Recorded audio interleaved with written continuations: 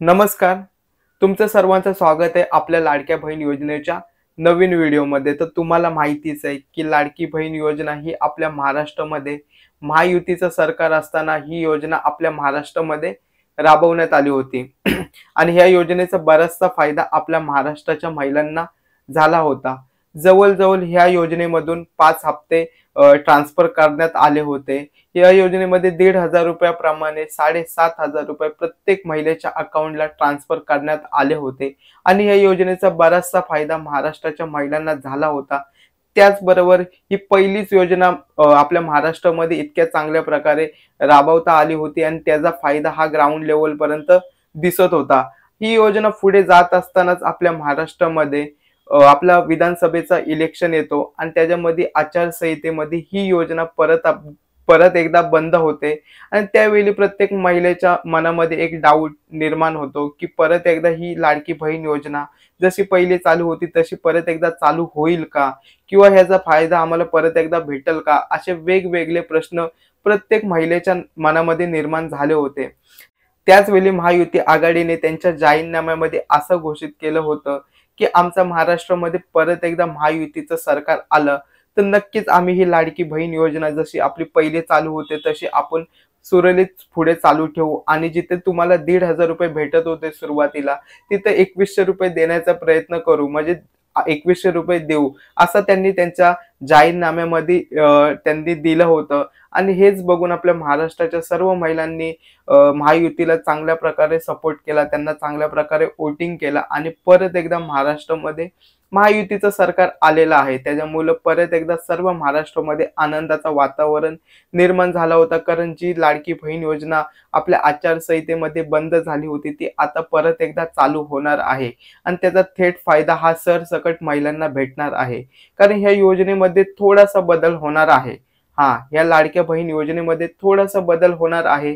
जशी ही योजना सुरुवातीला महायुतीने चालू केली होती, त्यावेळी ह्या योजनेमध्ये थोड्याशा अटी वगैरे ठेवण्यात आल्या होत्या आणि त्याचा बराचसा फायदा बऱ्याचशा महिलांना झाला होता आणि बऱ्याचशा अशा महाराष्ट्राच्या महिला आहेत, ज्यांना ह्या अटी असल्यामुळे ह्या योजनेचा फायदा झाला नव्हता.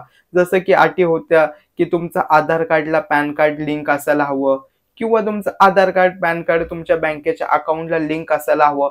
अशा बऱ्याचशा अटी छोट्या-मोठ्या ठेवण्यात आल्या होत्या. त्याच्यामुळं बऱ्याचशा महिलेला ह्या योजनेचा लाभ भेटला नव्हता. या अटी पूर्ण केल्या नव्हत्या. त्याच्यामुळे बऱ्याचशा महिला या योजनेपासून आपल्या लाडक्या बहिणी योजनेपासून वंचित होत्या. त्याच्यामुळं आता जो महायुतीचं सरकार परत एकदा महाराष्ट्रामध्ये आलं आहे, त्यांचा हाच धोरण आहे, की ही योजना आपली लाडकी बहीण योजना ही सरसकट महाराष्ट्राच्या सर्व महिलांना ह्याचा लाभ घेता यावा, हाच त्यांचा एक ध्येय आहे. आणि या योजनेमध्ये थोडासा बदल होणार आहे, परंतु अजून त्यांनी कोणतीही घोषणा किंवा कोणतीही स्टेटमेंट दिली नाहीये, की या योजनेमध्ये काय बदल होणार आहेत, काय नवीन डॉक्युमेंट वगैरे तुम्हाला द्यायला लागणार आहेत का? अजून कोणतीही घोषणा केली नाही, परंतु त्यांनी एवढं मात्र सांगितलंय, की जिथं आम्ही ₹1,500 देणार आहोत, तिथं तुम्हाला ₹2,100 देऊ आणि जिथे बऱ्याचशा महिलांना ह्या योजनेमधनं लाभ भेटत होता आणि बऱ्याचशा महिलांना योजनेमधनं लाभ भेटत नव्हता, तर ही योजना सरसकट सर्व महिलांना देण्याचा प्रयत्न करू, असं त्यांनी सांगितलेलं आहे. ते येत्या 2-4 दिवसामध्ये आपल्या महाराष्ट्रामध्ये नक्कीच मंत्रिमंडळ स्थापन होईल. मंत्रिमंडळ स्थापन झाल्यानंतर आपल्या या योजनेवर लवकरात लवकर स्टेटमेंट येईल महायुती सरकारकडनं.